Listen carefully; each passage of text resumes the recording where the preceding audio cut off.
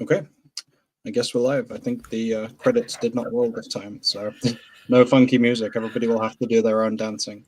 Welcome back to Coast-to-Coast EVs, everybody. Your fortnight and infrastructure.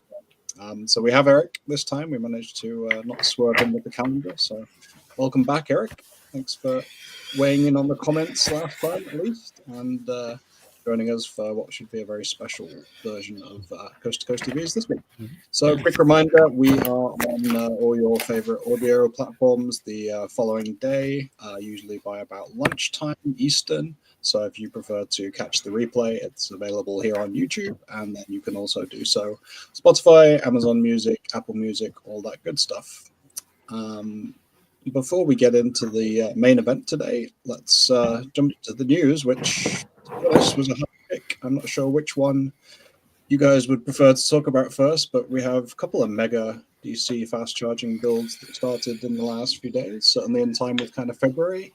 Doesn't seem to be a coincidence, but we had, first of all, Walmart starting some builds over in the, well, I guess they call the Dallas Metroplex over in the eastern side. And then iONNA hot on the heels with interviews from the Network Architect channel all across the board today. So which one should we go with first? I guess, Walter, you're fresh off the interview trail. Do you want to speak to iONNA a little bit? Certainly. And they've had a little criticism because they haven't really opened any stations, but they keep issuing press releases. And so people are complaining that, you guys tend to be giving lip service to not action, but it looks as though there's plenty of action going on in the background. So the main problem seemed to be that they weren't updating their website, and people were concerned about the stagnant nature of the website after all the indications that they were going to be building quickly. But the website has now been updated, and so we now even have coming soon locations. There's all kinds of things listed out there, press releases, and then the actual ribbon cutting, which came kind of abruptly. So all of a sudden, it's either feast or famine with them. And here we are in heading into the middle of February. And according to what I heard Seth Cutler say at the event, we should have at least one more site opened in Q1 2025, which is the Gartner, North Carolina site, utilizing the artificial intelligent checkout mechanism that Amazon developed a year or two ago in order to have a convenience store. And I'm guessing the reason they're doing that is it costs less than having an attendant on site. So I'm a little curious to see actually how that unfolds, if the whole site is going to be unattended or if there's going to be attendants and automated checkout, because it seems to be the new thing in retail to allow people to use automated checkout in one way or the other, either scan their own items, self-checkout, or have these stations where you put a product on a tray and it'll like laser scan and identify it that way if it can't find a barcode. So that seems to be the new thing. And so if nothing else, it looks like we'll have one rechargery coming up here in a month or two. Excellent. And then you've got Amazon owns Whole Foods, and in my region, I was glad to see up in Portsmouth, New Hampshire, there's a site that is planned up in a Whole Foods not far from me now, so I don't have to drive to Ohio or Pennsylvania to get those charges with iONNA. I can just drive up the road, which made me happy. But I was interested to see that it was with Whole Foods, because that obviously opens up a whole new partner potentially to start kind of connecting a little bit. Interesting. And is it in a strip mall? I haven't been up there yet. I think they usually dedicated their own sections, but I've got to go and take a look because it's not that far. And shout out to Greenwave Electric Vehicles. Actually, they're celebrating their 2-year anniversary in a couple of weeks. That's right down the road, in not far away at all. So we'll be going up there to take a look. I'll probably do both. Do some shopping. Well, never do the whole paycheck, but I try. Eric, we want to quickly kind of crank through. Is there anything you want to hit on iONNA before we move on to Walmart? Well, I mean, I was going to say with the self-checkout, that's kind of like a return to normalcy with the old vending machines that you're on the honor system, just drop off your money and take what you want. So, but yeah, I do wonder with iONNA, are we being like, is our standard too high? Basically, like we're talking about turnaround times that really aren't that long by industry standards. So like, are people just chomping at the bit? Like, I feel like we've gotten to this point that we can show a little bit more patience, I feel like. But you know, I also think a lot of people, yes, I know Mike was, yeah, that assistant is here, yes. Yeah, I feel like a lot of people have been overlooking some of the alternative options to electrify America and the superchargers anyway. But iONNA is the one that's too big to ignore. But now that they're not ignoring it, they just don't have the patience to wait for the sites to open. Yeah, I think that's probably one of the biggest pieces is, you know, it's been rumored for so long. I know we moaned a little bit last year about the crickets in various parts before they really moved into full build out. So I can understand if people feel like there's a bunch that should be happening there. And I mean, the same on Walmart, really. We moaned a little bit because that dates back to 2023, right? But we have 4 sites. Dallas area, Alpatronic hyperchargers going in a slightly different configuration than some of the ones we've seen with 4 ports, 2 CCS, 2 NACs on the same unit. What are your thoughts on that quickly?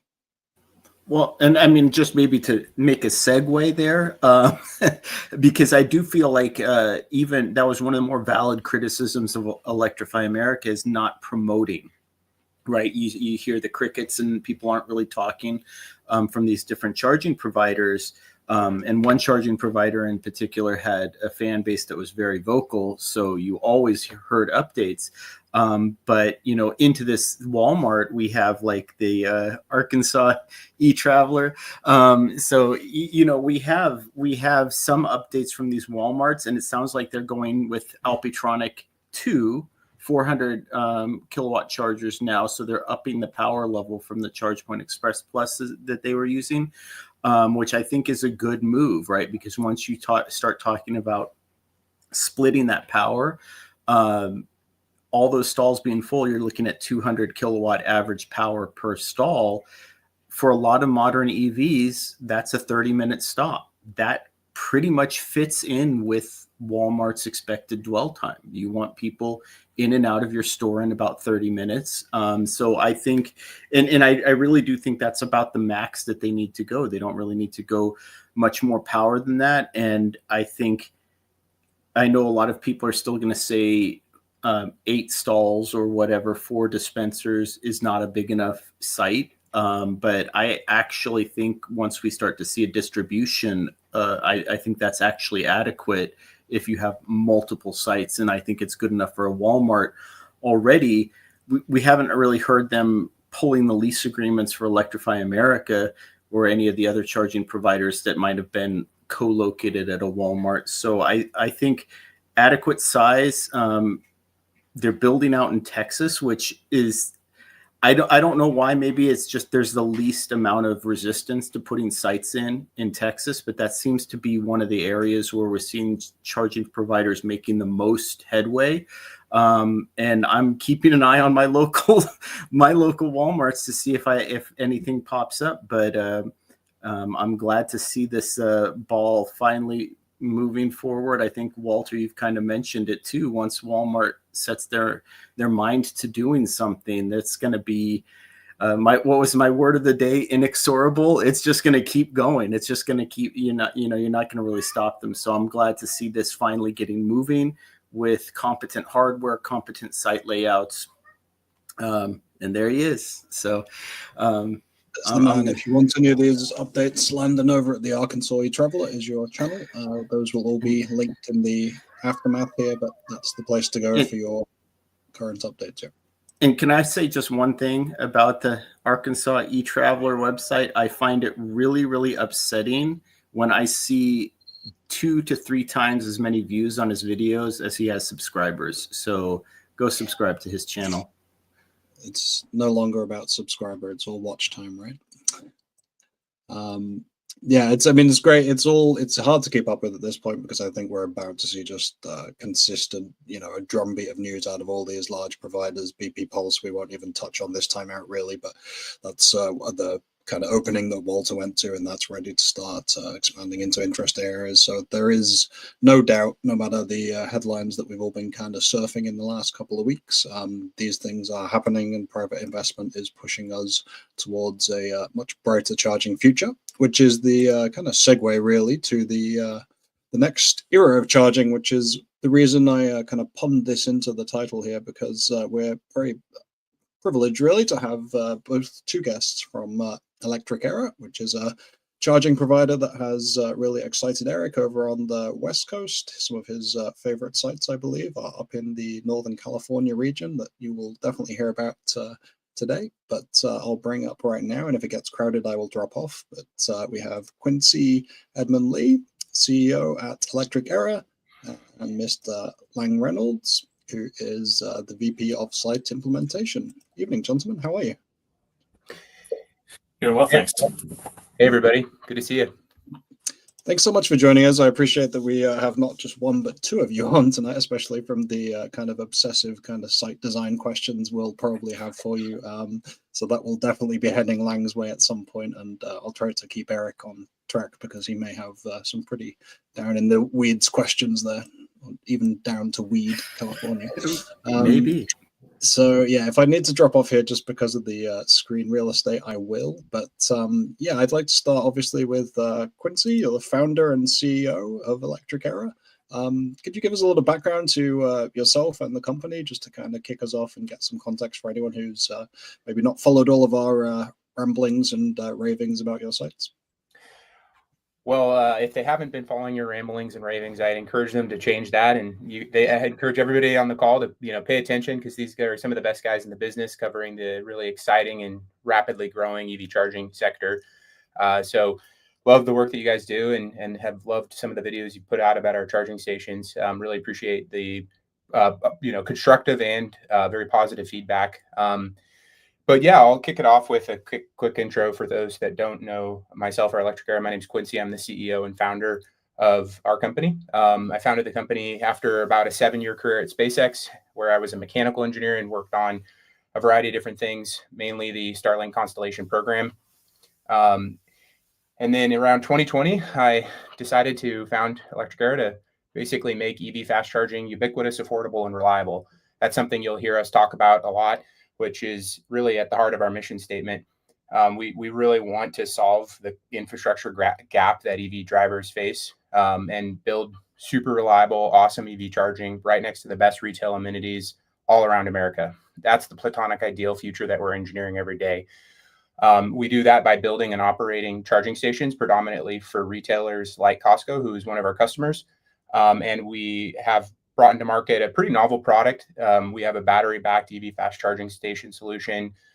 We have end-to-end integration across all hardware and software in our charging station product, and that allows us to do some pretty advanced things and also provide a really reliable, high uptime charging experience for our customers. So we're basically taking technologies we learned at SpaceX and bringing it to EV drivers. Nice to be here with you all today. Thank you.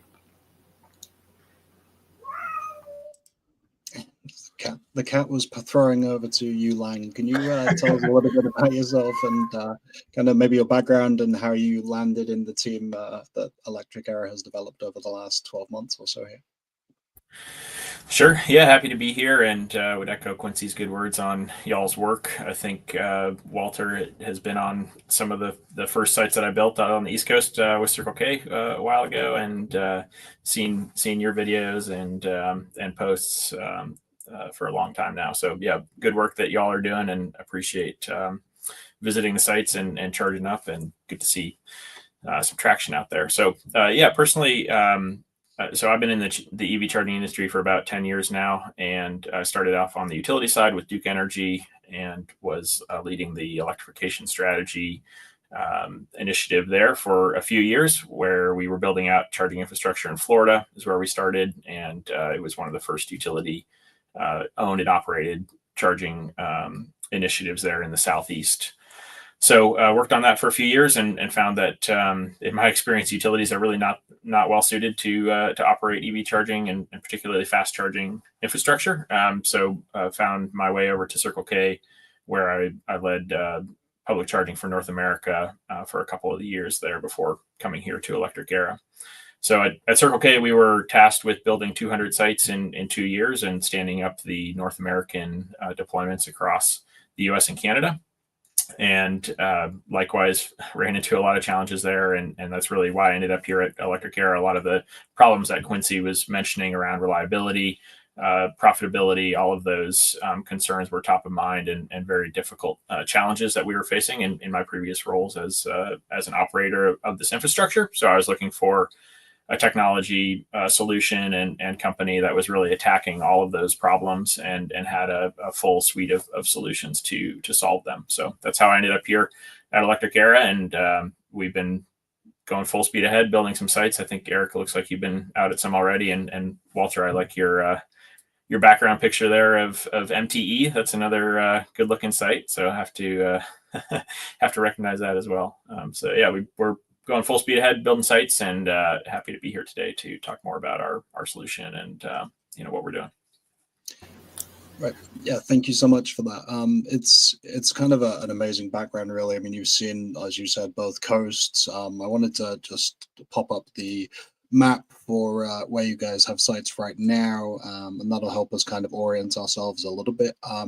You can kind of see here, this is already, you've got the darker yellow, those are active, as you can see from Eric's Northern California fun and games over there. And then Walter's talking about the Middle Tennessee Valley there, but even the lighter ones, you've got a good spread on the map there for what is essentially, I don't know, we've not had a lot of time here, but you guys are certainly building out. You're based up in Seattle, Washington. That's correct, right? Yeah, we're in Seattle, and that map will look like chicken pox soon. It's actually pretty exciting what's coming, and we're truly, honestly thrilled and honored to deliver EV charging to drivers. So excited to populate a lot more of that map in the coming years. And I want to show here, this is the kind of site that kicked it all off for us, at least, where Eric started to really get excited. I think there was actually one before this up in Weed, but I love this kind of iconic Wairika sign in the background there. It tells you exactly where you are. But this is kind of me handing over to Eric, really, because he's leading the charge for you guys, and the West Coast is definitely his playground. So, Eric, over to you.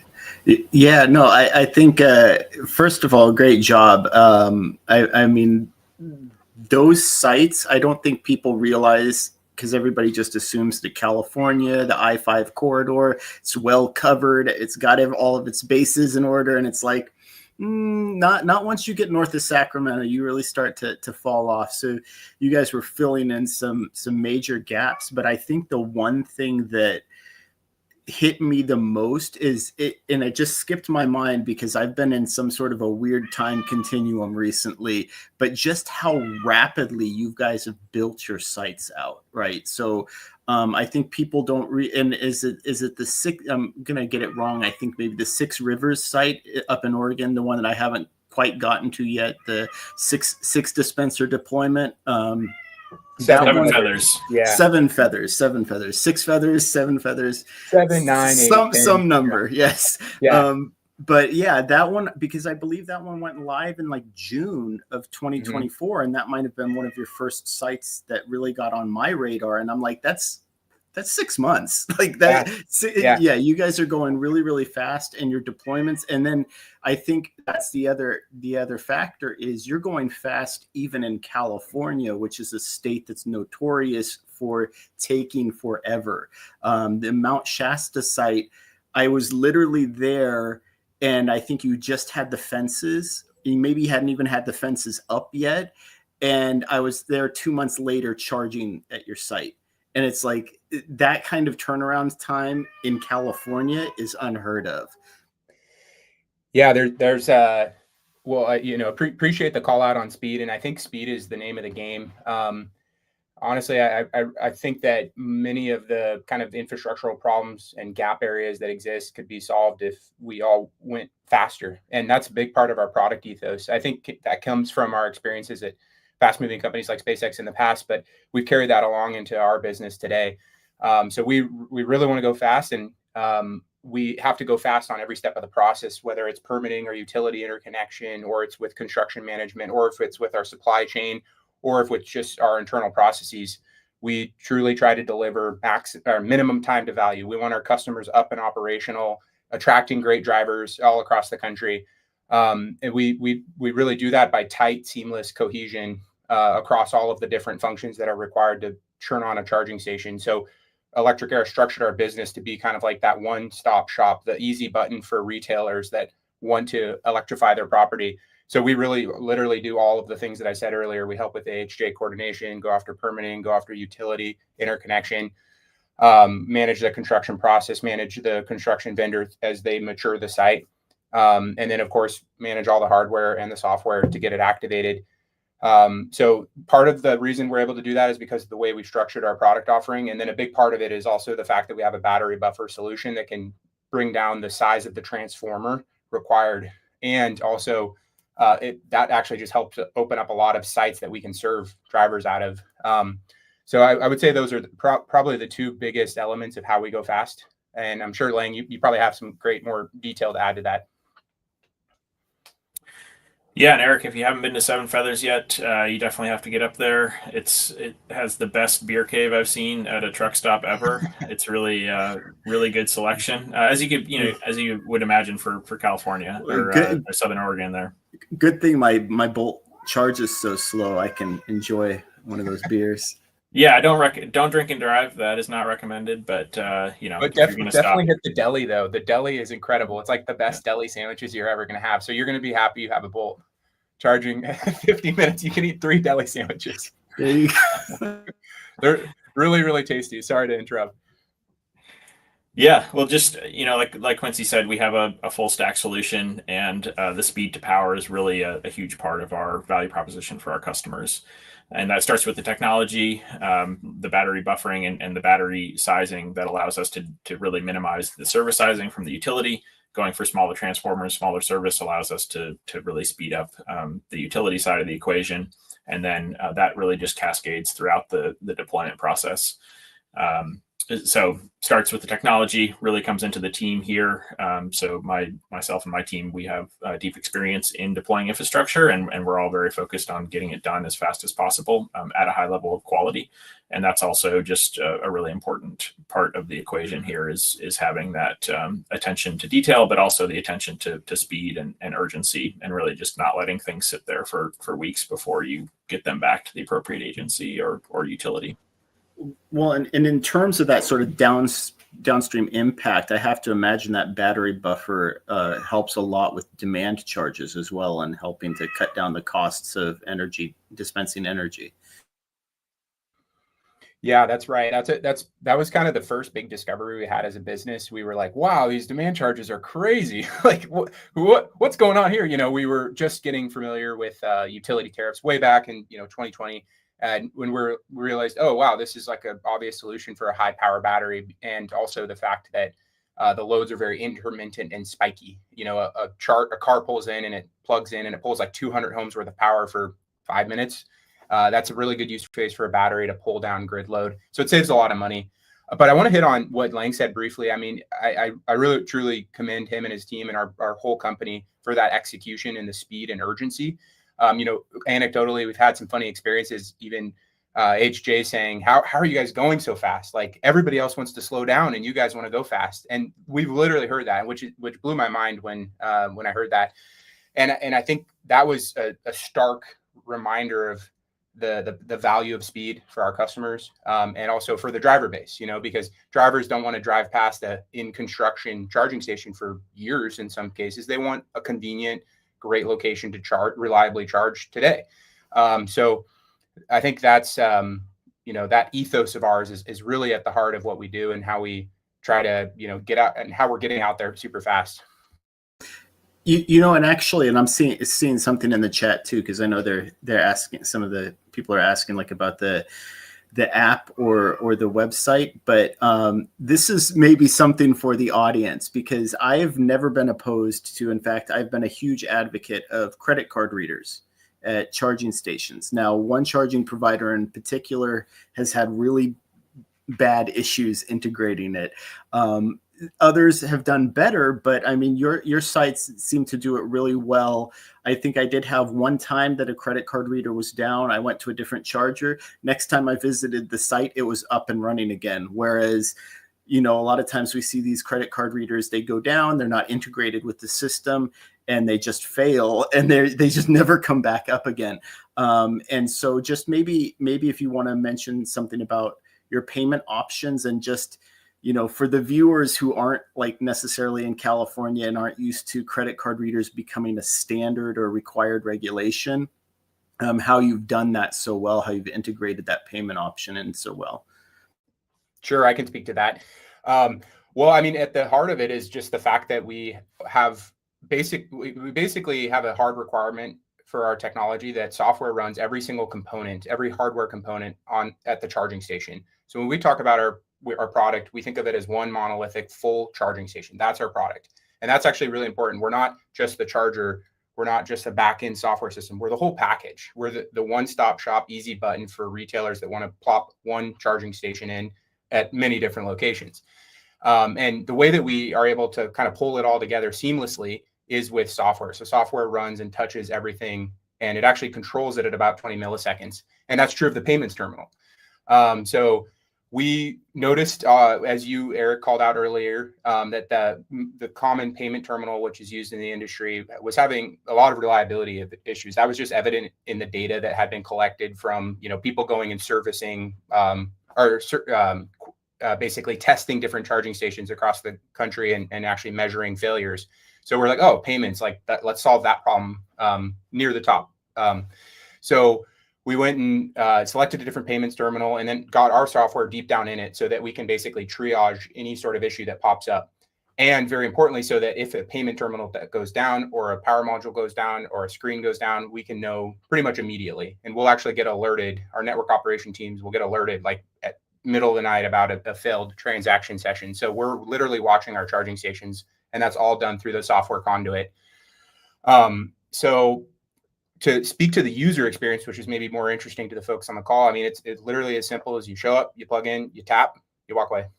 You don't have to touch anything. You don't have to really, download an app or try to get a signal, or you certainly should never have to upload money to an app and then try to get the charging station to accept it, especially if you're underneath the parking garage and there's no signal, which is actually happening in the industry. So we try to really make it seamless and easy for drivers. We do offer, phone payments. If you don't have a credit card, or for some reason that system doesn't work for you, you can technically pay over the phone. We're required by law to do that. But the baseline use case that drivers absolutely love is show up, you tap, you walk away, and you can swipe your credit card and dip your credit card. I think those options exist as well, but that's the basic idea.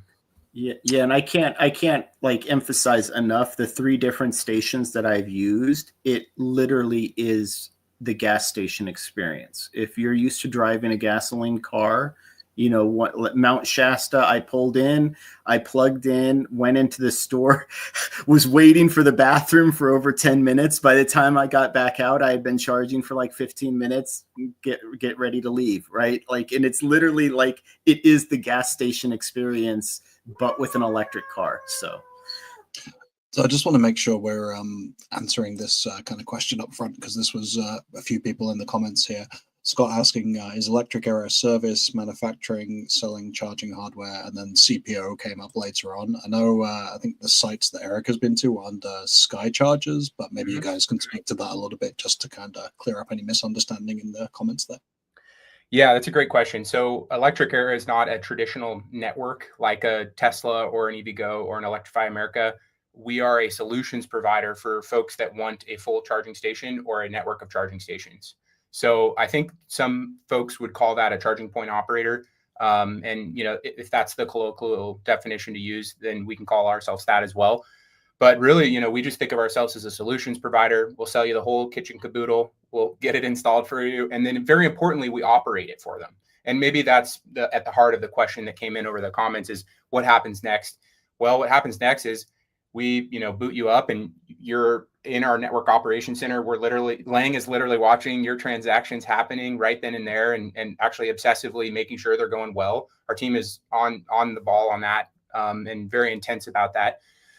And then, if there are any issues, our software fixes like 97% of the issues, because the vast majority of issues that happen at a very, sophisticated charging station are electrical and software.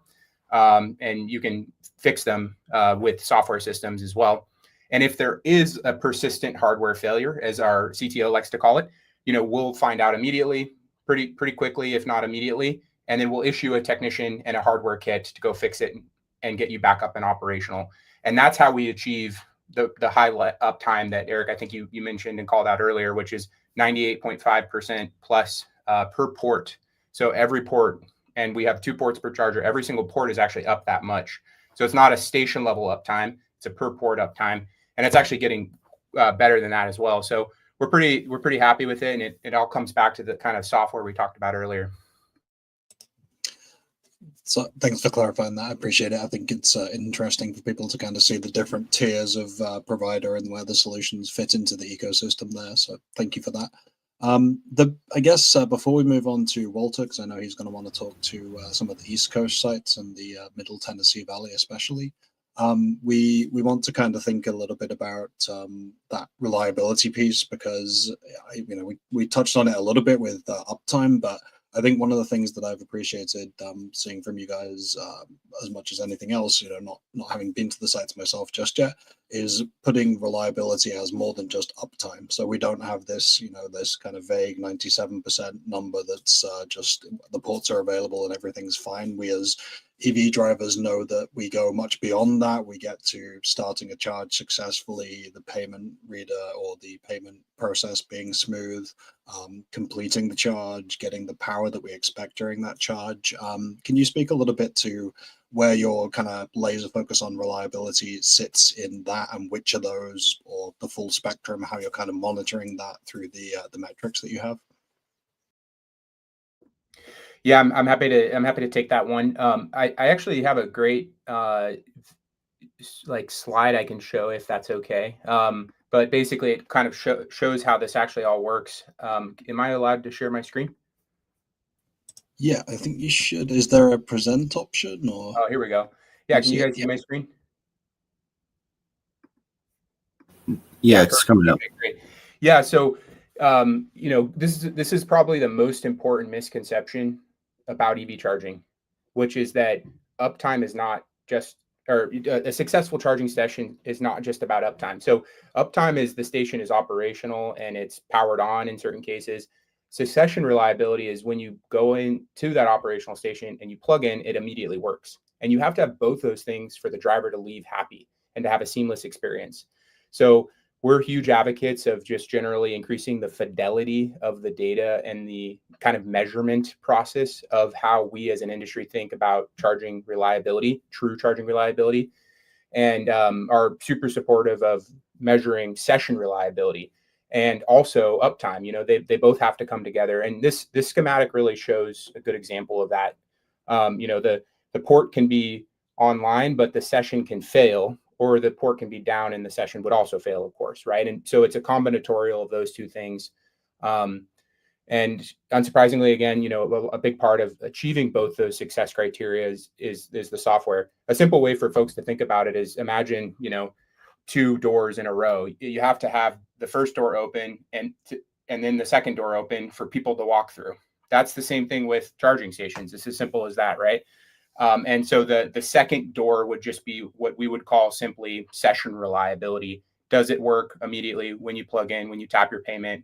And do you have that great experience Eric talked about earlier? Or does it immediately fail? Or do you have to download an app? Or do you, have a session terminate? Any of those issues actually go against our numbers. So we're super militaristic about monitoring our session reliability. Over the last 7 days, we averaged at 93% session reliability across hundreds of sessions, which was pretty awesome. So we're constantly monitoring it. We're constantly trying to improve it, and through both high uptime and high session reliability, the driver wins. Yeah, and I'll just add on here from some of my previous experience. This is, as you guys know, this is a huge problem in the industry, and the reason that it's a problem in the industry is that other operators just don't have visibility on the data that you need to measure this stuff. which is crazy, right? This is crazy to think about for a retail, retail facing, customer facing technology to be this unreliable and just not have the visibility. So with some of my previous roles, we were wondering why we were getting so many bad reviews on PlugShare, because everything, if you look at the dashboard, everything's green. The stations are up. Our uptime is great. Everything's fine. And then we look at PlugShare and we're getting absolutely flamed. People can't use the stations. They try and it fails. The payments fail. Whatever problem happens. And so we had to do a sprint with some of our suppliers, with our hardware providers, and figure out what is going on. And they couldn't actually, we couldn't actually find that session reliability number until we went to our hardware provider, and they had to basically go do 2 weeks of research in order to tell us the session reliability number. And it was 35%. So think about how bad that number is. And that's, I don't want to disparage the whole industry, because it is getting better, but it's a huge problem. And the reason is that people just don't have visibility on it because they don't own the full technology stack. They don't have software running every component in their technology stack. So it's something that we do differently. And it's a big reason why I think our solution is, just providing the numbers that you're seeing now, which is head and shoulders above where it's been out in the industry in the past.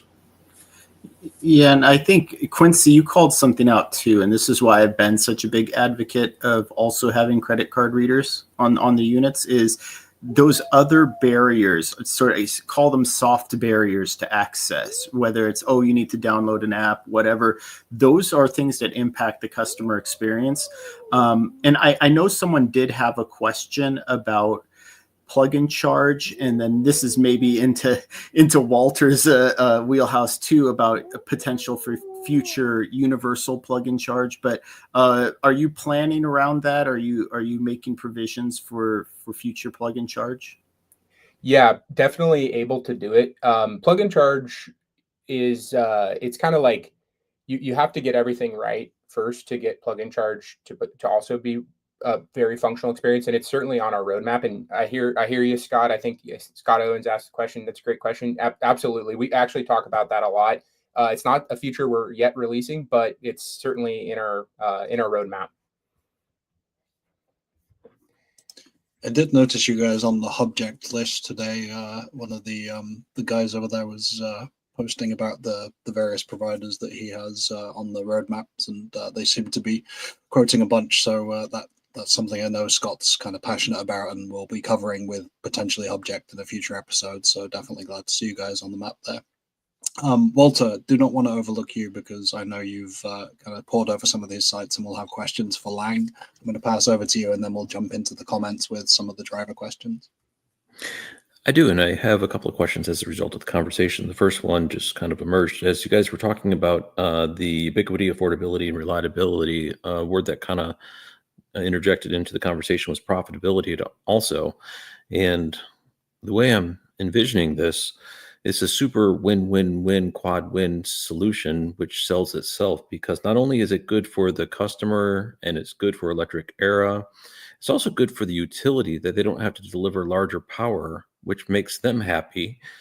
And the speed of the delivery of a reliable solution is also good for the EV driver. So things like this, once you step back and look at the big picture, like you guys have done and architected a product that solves so many different problems, it really just starts to sell itself. So kudos for coming up with something that is so self-sustaining in the sales funnel. I think this will really be a terrific win, not only for you, but for EV winners, or EV drivers and customers and the utilities. So.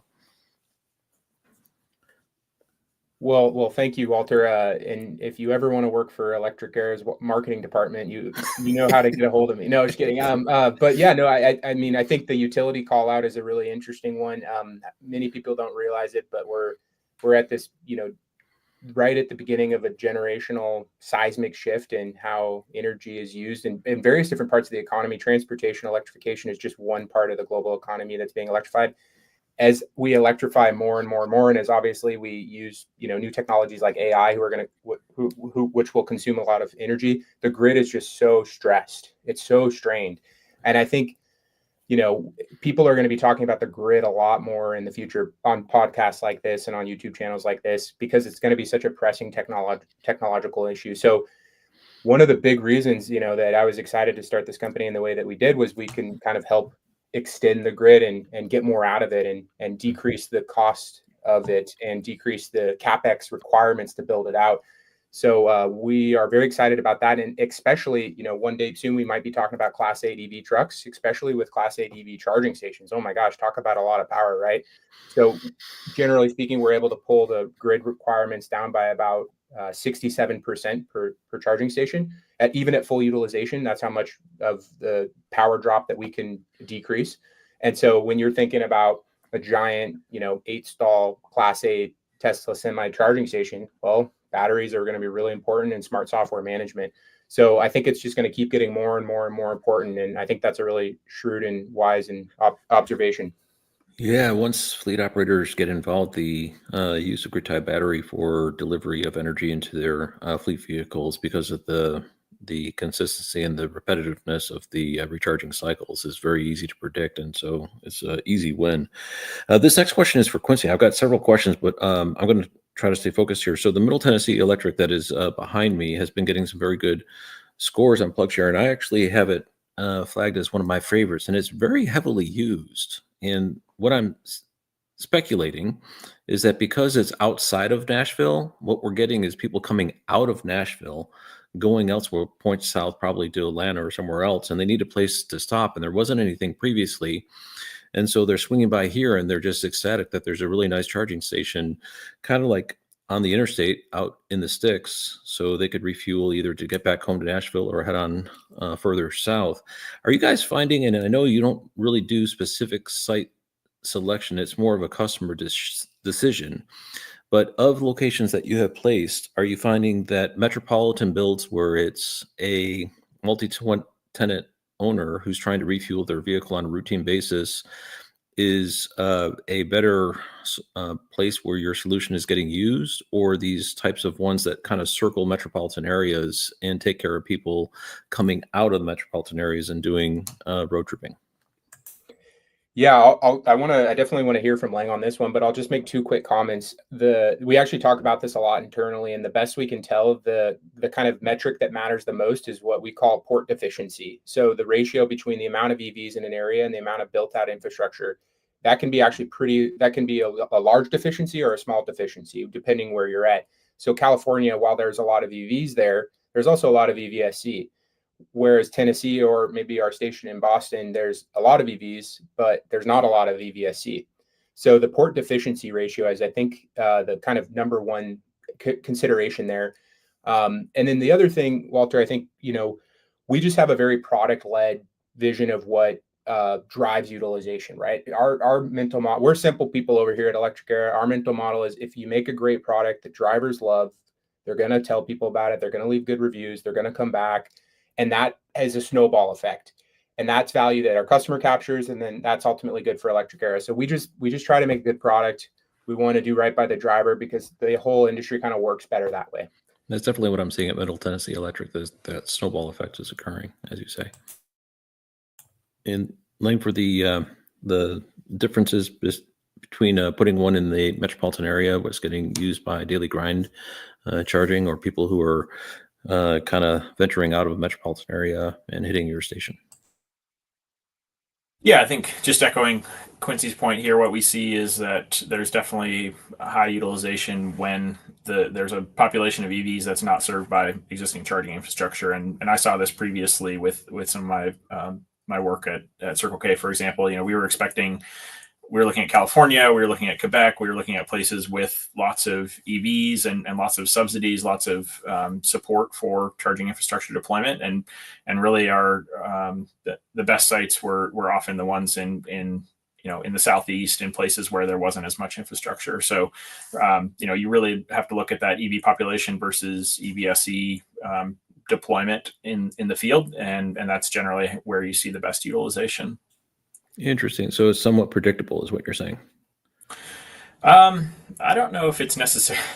I guess it's predictable at some level. I think a lot of the sites that we thought were going to be good were not as good as other sites. And Quincy mentioned the Massachusetts the quick charge location has just been completely blowing the doors off all the numbers there. I think it's because it's next to a shawarma restaurant and everybody it's that retail adjacency with good offerings and good in-store food. I was going to say, not that I would disparage, the draw of your product, but the shawarma in the Greater Boston area would be a big piece for me. So that's probably going to pull me down at some point. I want to make sure we get on. We got a lot of stuff I really want to hit on. I'm sure we're going to miss some of it, but I want to hit some of the viewer questions whilst we have a chance here. So Anthony, who helped us connect with you guys, would like to know who does Electric Era see as their competitors? Yeah, I always think back on that great Jeff Bezos quote. He says, we don't think a lot about our competitors at Amazon because they don't pay our bills. Our customers do, right? So we obviously think a lot more about the driver than our competitors. I think anybody in the charging space that's providing a solution would be technically considered a competitor of ours. Anybody that does that with a battery would be a pure play competitor. There used to be more companies like that. I think there are less today than there were in the past, but in general, there's a couple out there. But honestly, we always just think about architecting the platonic ideal design and that does the best job of charging cars. And a big part of that is the retail adjacency. I don't want to miss that point. I think truly though, that is actually a major part of it, which is why we see such great fit with retailers, because they have great, awesome retail amenities that take about 45 minutes to consume, which happens to overlap really well with the charging station session duration. So, we definitely think that if you have the best product, and this is a really important part, it's not just the charging session, it's the whole experience, right? I'm an EV driver, and I think the whole charging product experience as the combination of everything that I do from the moment I pull in, the proximity to my original route, to what I do with my 20 to 30 minutes while I'm there. So I'll actively seek out charging stations that are adjacent to retail because of that component of it. So that's why we try to really go after the best retail locations, like what, Eric, maybe you saw up in the Northern California region. That's actually a service we provide for our customers as well. If they're unable to get sites, we can actually go get them for them. And we angle and orient around those retail kind of gas station locations because they have great amenities and good restaurants and typically are safe and well lit and whatnot. Thank you for that.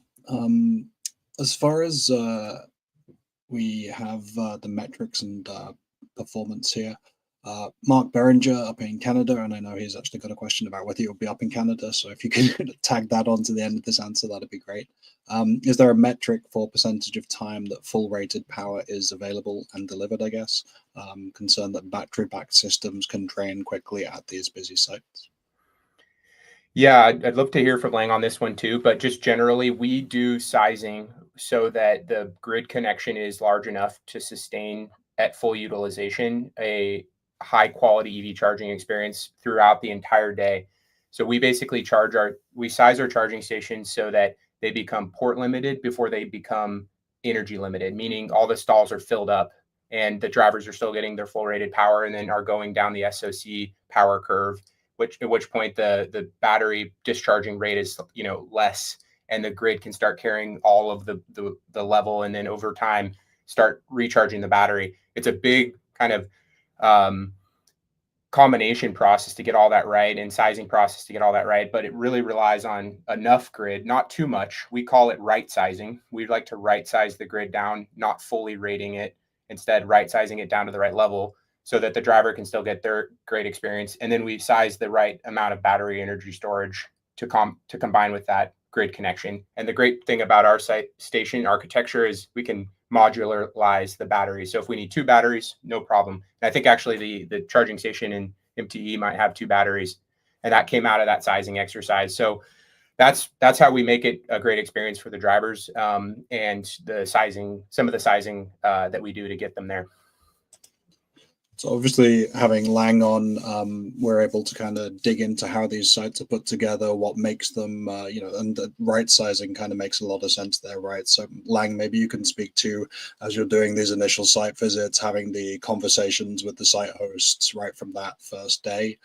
What's your kind of initial conversation usually like? How are you thinking as you walk through the site? What kind of pieces of that modularity that Quincy touched upon are going to go into an individual site? Yeah, so like Quincy mentioned, we do some statistical analysis around the projected utilization of the site, and the infrastructure is sized to serve those needs and basically ensure that there is a very high level of customer experience throughout the sort of possible curve of scenarios. So the batteries are modular. We can add them additionally to a site if we think it's going to be a large site that's super highly utilized. We can add more batteries, more capacity. And we know that based on the dynamics of fast charging and how it works with higher utilized sites, we can be confident that the battery is not going to get depleted over a reasonable time period. So it's a process to work with customers through that and really understand their goals around the site and what they're trying to achieve, and then sizing the infrastructure from there and making sure that we have the utility size correctly on that side of things as well. And if it's not putting you too much on the spot, or throwing you under the bus, I guess, do you have a favorite site that you've done, or one that you would really just kind of consider a masterpiece in your portfolio so far? I really like the one we just commissioned in New Mexico. The Deming NEVI site is definitely my favorite that we built so far. It's just great to get a NEVI site out there. My team at Circle K had won some NEVI sites, and I wasn't around when they finally got finished. So it's really cool to get the first NEVI site in New Mexico up and running and see that.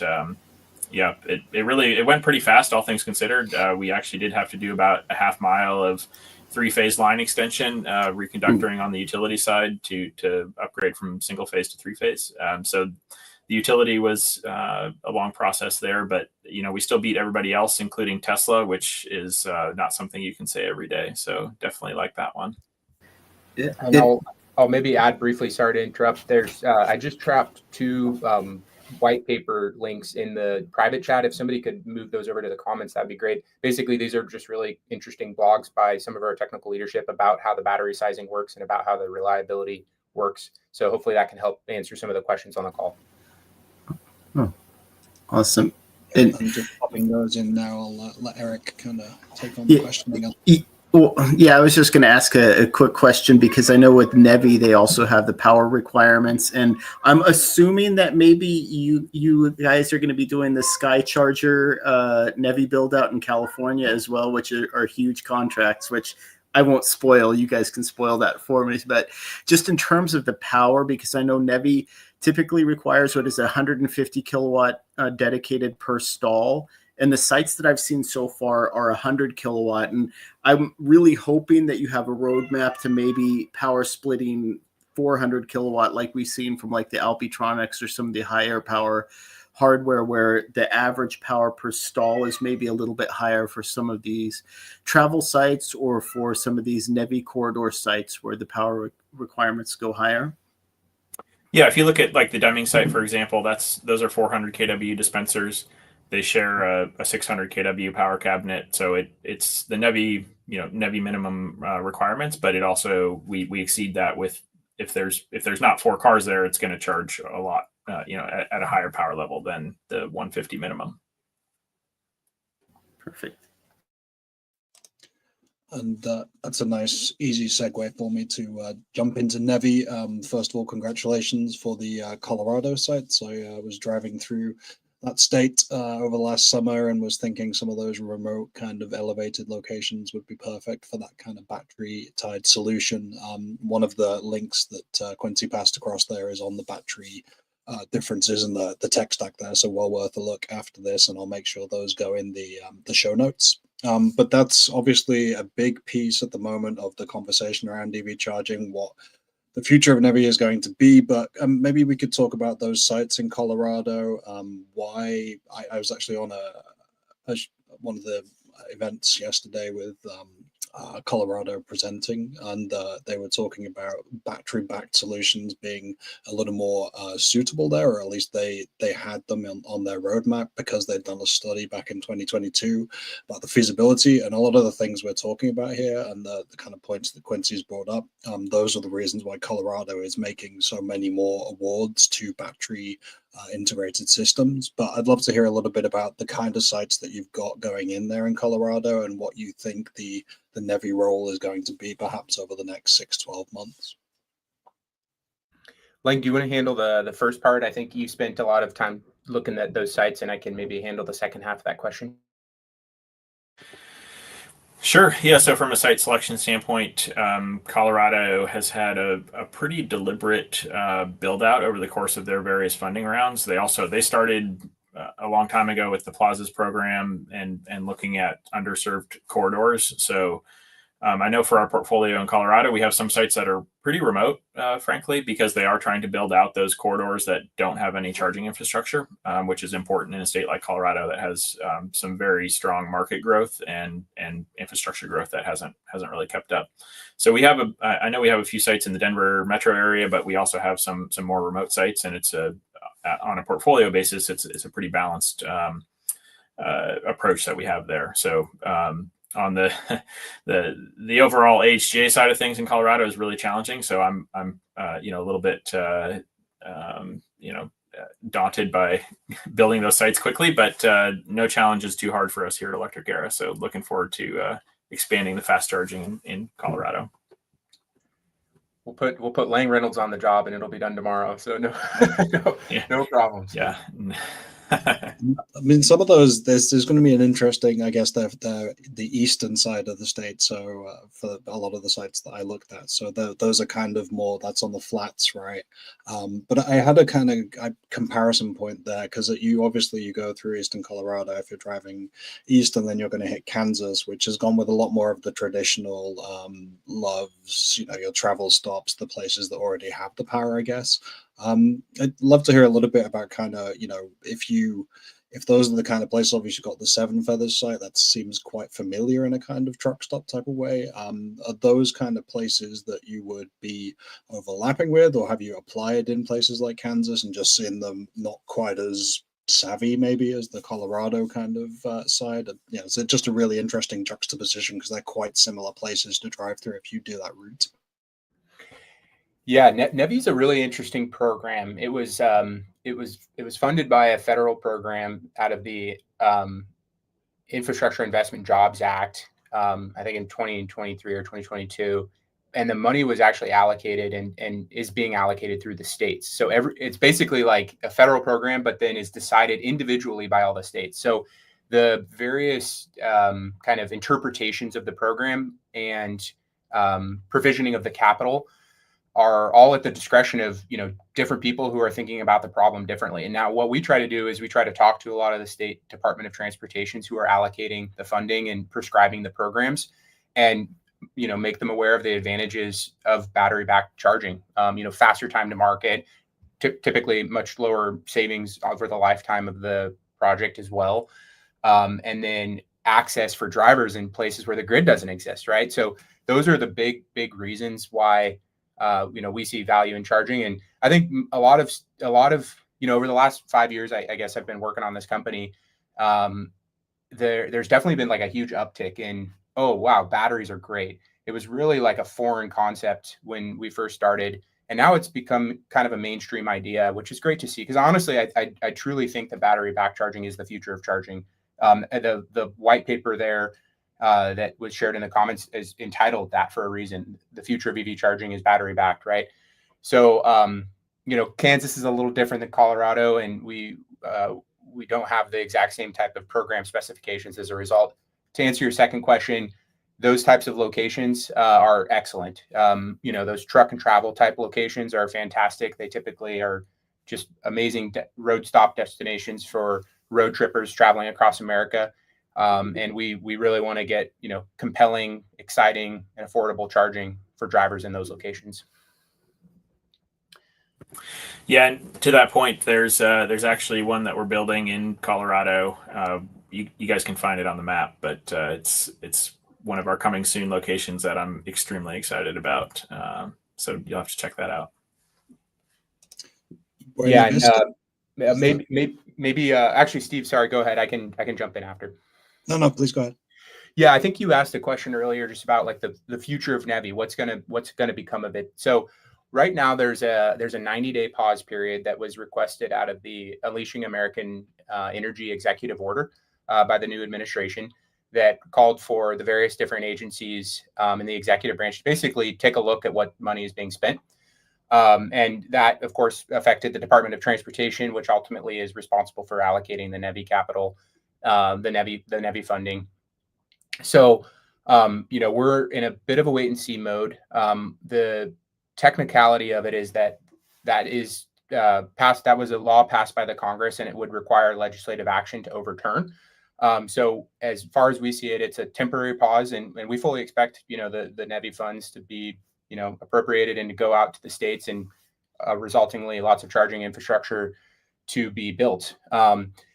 And what I expect also is that the government will take the kind of Doge lens to the charging infrastructure, and they'll probably take a more scrutinizing eye at how the money is being deployed. And in general, I think that's not a bad thing. I think more accountability around uptime and better use of fundings for lower cost solutions is in the interest of the American taxpayer and ultimately EV drivers. So we're optimistic that that'll ultimately go out, and we'll be able to build lots of EV charging across the country for drivers for the next 5-10 years and thereafter. And I was going to say, if some of those NEVI site awards that I saw for California are correct, Lang, I could see how you might be daunted by some of those sites look massive if I was reading those numbers correctly. So I'm looking forward to seeing those go in. Yeah, there's some big numbers there. So we're going to be building some big sites with that. You're stressing Lang out, Eric. Yeah. Well, and I guess that was the second part of my question is, are you looking at potential bottlenecks, or do you feel comfortable that you have that capacity to handle that demand?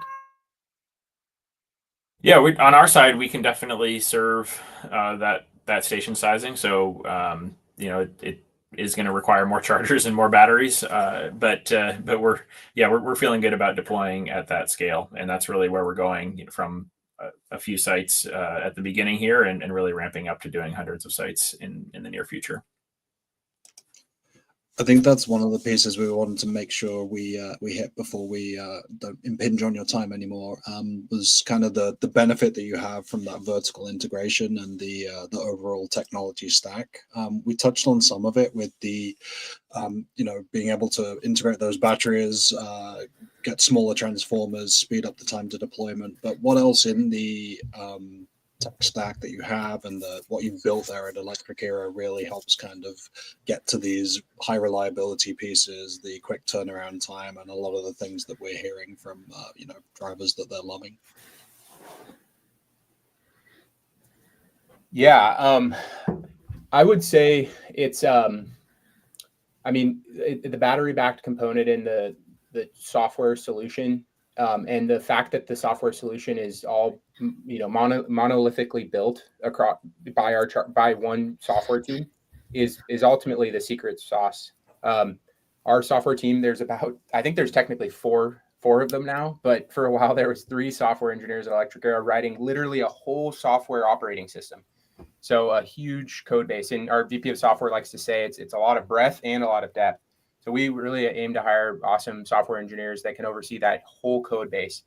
And what that allows us to do is, not have to reference someone else's backend and handle, API calls back and forth across it, which means that we have less failure points ultimately. If everything's self-referencing and self-consistent, and we have better end-to-end integration, it just means there's no weird, walls of software that we have to get across. Honestly, there's actually this great kind of ethos at SpaceX, which is your rocket failures at its joints. Like that's where your load always like rips the rocket apart. It's not like in the, continuous shell or dome of continuous aluminum. It's where the aluminum attaches to other aluminum. That's where you're going to always fail. And it's the same thing with software, really. It's a little bit of a crude analogy, but that's true. So that full vertical integration, the operating system, and then the fact that it's run in real time, and then the kind of magical algorithms inside of it that do fault detection, isolation, and recovery. That's a key software kind of approach that we use, where the software is running and checking the entire charging station all the time. And if there's a failure, it fixes it. And if there's another failure, it fixes it before the driver even notices. So we'll do that across, many parts of the charging station. That's how we pull together the reliability. So it's maybe a double click into what we were talking about earlier, but hopefully that gives the audience and the panelists a better look inside what makes Electric Era so special. And I think you've touched on a little bit of the AI side, but I know that's a piece that's starting to come up to kind of do preventive analysis and identify issues with chargers before they kind of arise, or at least get teams out to fix them if they're potentially coming up soon. Is that something that your team is working with, Lang? Something that is being built in the systems, or still kind of a little bit early days for that? Yeah, I'll let Quincy jump in on this one. I mean, on the deployment side, it's still early days for a lot of the AI applications, I would say at this point. But we're definitely looking at very closely at ways that we can use new technology to speed up deployments and also support our operations on that side of things as well. Yeah, I've so AI is really good at one thing. I mean, it's good at a lot of things now, but it started off being really good at one thing, which was pattern recognition. So AI theoretically is quite good at pattern recognition for complex, data signatures. And what generates a lot of data signatures? Well, the telemetry coming off of a really complicated piece of electronics, a charging station. Charging stations are like a big iPhone. Think about it like that, right? And there's 480 VAC 3-phase power running through it. So it's an iPhone with a crazy amount of dangerous power running through it. And obviously, being a giant electrical package, it generates a lot of data. That data theoretically could be looked at with a pattern recognition machine learning model, and that could be trained to indicate to network operators what failure mode occurred or not. We do not do that currently. We are open to smart ideas, and we'll always do the smartest thing that we can think of. But for now, it's better, in our opinion, to have a more deterministic approach to it, where you're just running algorithms, and if faults are thrown, then you can write deterministic algorithms to respond to them. So that's our approach now. And then, as Lane kind of alluded to, we're always keeping an eye on other ways AI can enhance the driver experience. And we'll be thinking deeply, especially as the world of AI bridges and grows into everything, right? In the past, it was software is eating the world. Now it's AI is eating the world. And we should all expect, as EV enthusiasts, for AI to make its way into all of the EV products, including the EV charging ecosystem. There's an entire sidebar there that I'd love to go off on, but I know Walter wants a question. I'm going to put Eric back up to let them finish off. I want to be respectful of both of your time. I know you've got to jump off pretty soon, so I'll get the folks up here and they can finish up any questions. Yeah, just very quickly. So it's kind of a two-part question. The first is, I understand it, the battery solution is called a power node. Is that correct? Yeah, we've kind of moved away from the power node naming scheme. Things are always changing fast at startups, but we just basically call it the Electric Era charging station now. The legacy name, to your point, Walter, was power node. And was that a part of the inception of the product, or was that brought in to fix a specific problem along the way? Like, that was the inception of the product. I was literally looking out at the grid one day in my apartment, and I was like, man, it would be great if there was a node of power right next to a charging station. So that's actually how the power node battery came to be the name of it. And we built these really high power batteries, and we still build high power batteries and bring lots of surging extra supplemental power to all of our charging stations. We just think about the product in a more holistic sense now. Very well. And the next question, if it breaches any kind of confidential design information, feel free to be obscure, but just to nerd out, the battery, does that act as a DC bus between the chargers? Lang, you're welcome to jump in on this one. So it's an AC coupled battery, in our case, yeah. It's An not a AC DC bus. Yeah. Okay. Yeah. So that's my alarm. I got to jump soon. But yeah, everything is AC to DC coupled and is bidirectional in and out of the battery. We have an AC to DC rectifier stage going into the charger, but in the future, we're definitely thinking about a DC coupled microgrid approach. I think that's the platonic ideal, and it saves a lot of money for the customer, and that's savings they can pass along to the driver. Simplifies the design as well. Yes, thank you. Okay, I want to make sure we're, as I say, letting you go with your alarms there. Anyone who wants to check on this later after the show here, you can check out Electric Era Technologies. I believe that website will work. Otherwise, I will drop the links in the description, and same for the files that Quincy provided. I'm going to let you guys go. If there's anything you want to let us know before you jump about what's up next for Electric Era, what drivers should watch, please do so, and we'd love to hear it.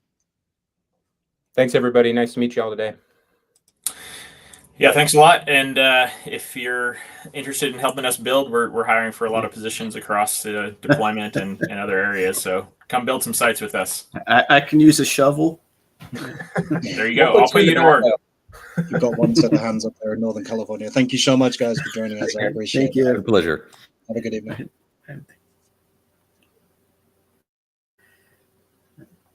Okay, I think we have a little bit extra time. So many questions. What did I have on my list? Great interview. Boy, those Yeah.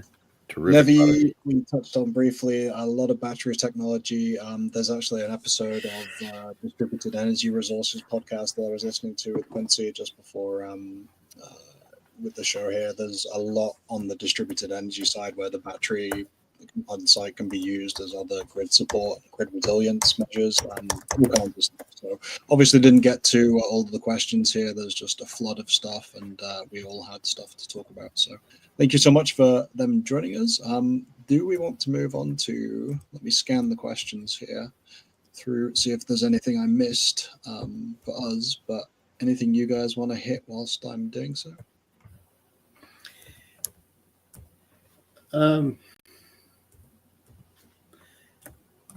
Yeah, I don't think so. I think the guest really stole the show. It was a terrific conversation. As far as I could track from the questions, they were all directed to the topic of Electric Era.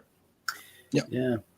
I mean, I had some additional questions for them as well as maybe like we're having that battery fire here in California, and the future of charging being battery based, focusing more on this distributed battery deployment rather than concentrating them all in a single site might seem to make a little bit more sense. So yeah, that's a good one. I had read that it's Moss Landing, right? Was where the fire started up there, but from what I could tell, it wasn't the Tesla site. This was an older installation that was kind of almost piloted, and just kind of proves that this isn't the way to go. Is the exception that proves the rule. Yeah, essentially, you can't just stack an old natural gas generator building full of batteries and then close the door and call it a day. So just final closing comments on the Electric Era side there. Anthony, those guys are fantastic. Thanks so much for having them on. Thanks for helping us make it happen. Mark Berenger, thanks for the info and reading material. Didn't get anything on Canada. I don't believe there's anything on the roadmap from what I could see, but I'm sure that's kind of coming up. You tend to get up to where they are in Washington, and you get pretty close to British Columbia, and that's a huge kind of area for that kind of technology. So hopefully that will bleed into the north of the border. Mike had asked about NEVI. That's actually a good one to call up. We touched on it briefly. I did a recording last week with Landon, the Arkansas e-traveler, on his state's NEVI plan, which is kind of in the middle of the pack, not leading, but certainly not as behind as some of the states. So we touched on it briefly, but it's really that 90-day pause at the moment that's causing some confusion, because a lot of this is going to go to legal. There's going to be a lot of states taking different routes, and part of the kind of tie-in with Electric Era is that because they're in New Mexico, because they're in Colorado, because they're in California, there's a common theme that develops there, and those are all states that want to push ahead with EV charging that have probably, more left-leaning kind of government agencies there. So that's going to probably be a lot smoother than some of the ones that we're starting to see pause some of their efforts. Missouri paused it, which was interesting because they'd done bugger all anyway. So really wasn't anything that was going to make a difference on the map there. But some of the ones that we have seen pause are the likes of Alabama, maybe not that surprisingly. Arkansas did have a period where they're going to kind of start taking a look at it again, but that's not taking off their RFPs. So there's still stuff processing here in the background, and I expect we'll get a little more clarity come the end of March and into April. But sites are still opening. There's still 4 or 5 that have gone live in the last few weeks. There's still openings in New York, openings in different states. New Mexico with Electric Era there was the 14th state that has a live site. So there's plenty to kind of hit there, and I don't think you're going to see any, stop of the construction. You're still seeing these sites start to light up, and then it's really down to the RFPs that are underway and how that starts to play out in different states. But Scott wanted to bring us back to iONNA and Walmart. I wonder what you guys think about the absence of Kempower, all the BP Pulse, Walmart, Mercedes, iONNA, Pilot, EVgo, GM Energy. Kempower didn't make any of those. Walter, what do you think? If we telescope into the future by looking at the landscape in Europe, Kempower kind of fits a different solution than a iONNA, which is what is the equivalent for iONNA and the ones that were being described there. So I think Kempower is staying on mission, which is laying the groundwork for the inevitable takeover of charging stations, which is really where they fit. And also they're doing a lot of what I understand fleet implementations, and they're also gearing up for the heavy duty truck and the light duty truck use cases. So there's going to be plenty of work for everyone. Kempower did just light from what I understand, a 31 stall station in a parking deck in Oakland, California. So it's not like they're not doing anything. And from what I understand from the out of spec interview recently done, there's many more stations that they just can't talk about, but they're already in full swing. So, yeah, I think, Walter, that one was EV Connect, right? The one in Oakland. It was showing up as EV Connect as the OCPP processing provider, correct? But it was Kempower hardware. Yeah. Well, in my... Go ahead. Sorry, go ahead. Well, I was just going to say my take on it. I agree with Walter in the sense that you want to use the right tool for the right job. I've never thought that the Kempower satellite sites were the best ones for travel chargers. And this kind of goes into what we've been talking about, where maybe we've been overemphasizing these highway interstate chargers a little bit too much. And at this point, we have a lot of providers that's what they're focused on. The first NEVI buildouts are all focused on that interstate corridor, and that's just not the appropriate use case for those Kempower satellite chargers, in my opinion. I think they're more aligned with something like a grocery store in a major city, where the average power per stall doesn't need to be as high, but you still have that potential for faster charging if you need it. And I think they have the benefit of knowing where the story is going. So they've already claimed the high ground, and they're just waiting for the pages to start to turn, and then the narrative to catch up to where their products are going to start being more in demand. And they did get deployed at one of the Revel sites in Manhattan. So maybe the small footprint is useful there. This is on the East River, I think, so it's not exactly overburdened with space. But I think maybe some of those, as you're talking, more about city center, distributing power across 10, 20, 30 stalls, especially if they're going to have all those Toyota BZ4X charging in the center of Manhattan, that's something that you would benefit from, just siphoning off their small power so that when I show up, I can actually get my 240. let's see what else. I should call out Walter's starting the. I don't know if they're all out yet, but definitely I've started to watch some of the interviews that you did from the iONNA. They are. I put all. There's 5 interviews. All of them are out. All of them are about 5 minutes long. So now you know what you're doing after this for the rest of the evening, everybody. I've just been running the Hamilton intro on loop. Yeah, sorry, I couldn't hold back. It seemed like too good of an opportunity. Excellent. Let's see.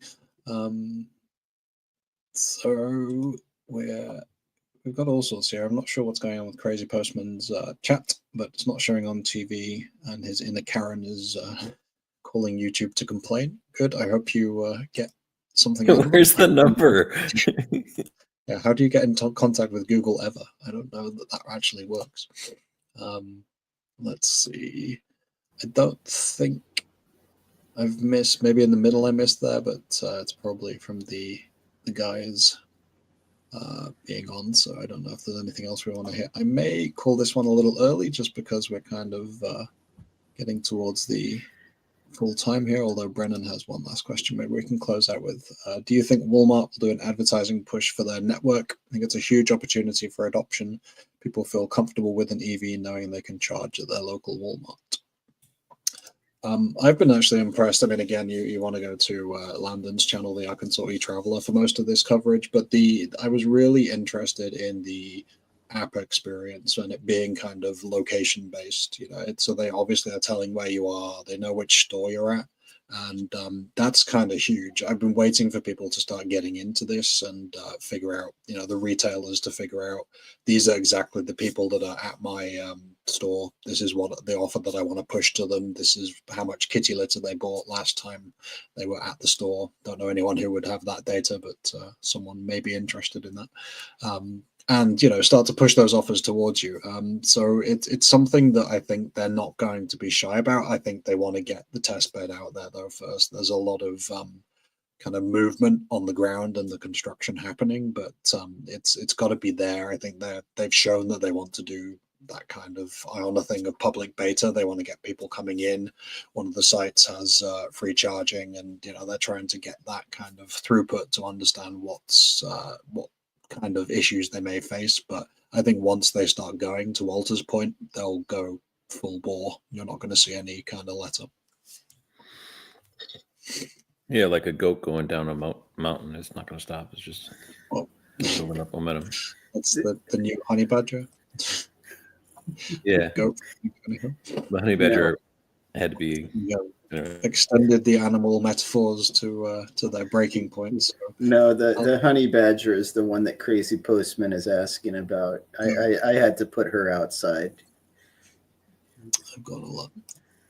That's the loud kitty. No, this is a well-behaved kitty. Okay. So I think we're going to close it down. Thank you once again to the gentleman from Electric Era. There's the website you can go check out. There are maps on there with their current locations. You'll get a bunch of those white papers as we kind of hit in the comments there. I'll make sure I put those up for anyone who's on audio listening. You can check them in the show notes, that kind of area, and you'll have all your light reading for the weekend after you've watched Walter's interviews. Anything else you want to clue us in on, Eric, Walter? Videos coming up, things we should keep an eye out for?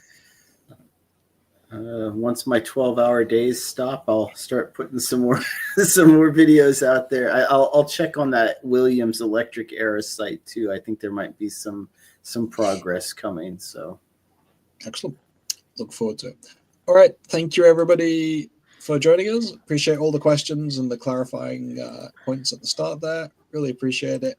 And we will catch you in the next one. If you're still on here, hit like so that it sends a message to the algorithm, and we'll see you in 2 weeks' time. Cheers, everybody. Thank you. Take care. Thank you.